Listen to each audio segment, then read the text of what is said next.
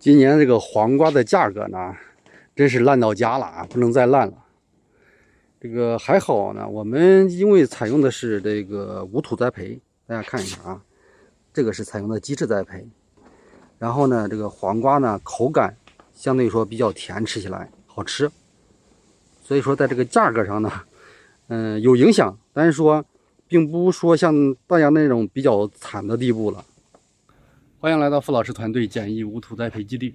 我是柴哥。有朋友说啊，这个讲了氮肥，讲了钙肥的一些使用、一些表现以后，对它帮助很大，能不能尽可能多讲一些作物缺素的这些症状啊？今天和大家讲讲磷元素啊，因为我们讲了氮是吧？大量元素氮磷钾，然后磷，那个磷虽然用量不多啊，但是呢，它毕竟还是大量元素，并且又是作物的一个必需元素。常见的缺磷呢，一般是植株生长非常缓慢，是非常缓慢，应该叫严重缓慢。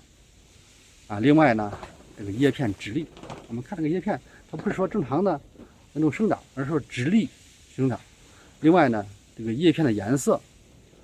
有的你好比说番茄呢，是一般都会出现缺磷后会发现那种暗红、暗紫色，有些呢是叶片深绿色。但是这种深绿色呢，和暗红色整体表现是这个叶片没有光泽，暗淡无光。在根系上呢，就是根系量小，根细，这就是我们常见的这个缺磷的这个一些表现的一种形态。那从果实上说，那肯定是因为磷产生了一个籽粒的问题，种子的问题，所以说这个果小再加上呢。这个成熟的比较缓慢另外还有一个磷过量，实际上磷过量呢，有时候也会表现出来这个作物它的这个颜色会发紫发暗这种情况另外一个磷过量更可怕的，尤其在无土栽培当中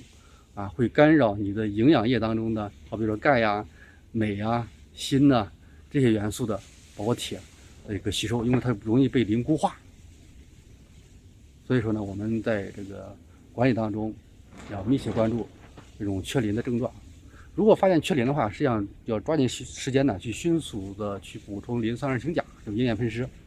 因为这个磷酸二氢钾当中呢，它这个磷酸二氢这个磷酸二氢根嘛，在所有的磷酸根当中呢，它的植物的吸收利用率是最高的、最快的。所以说它的效果相对来说比较好一些。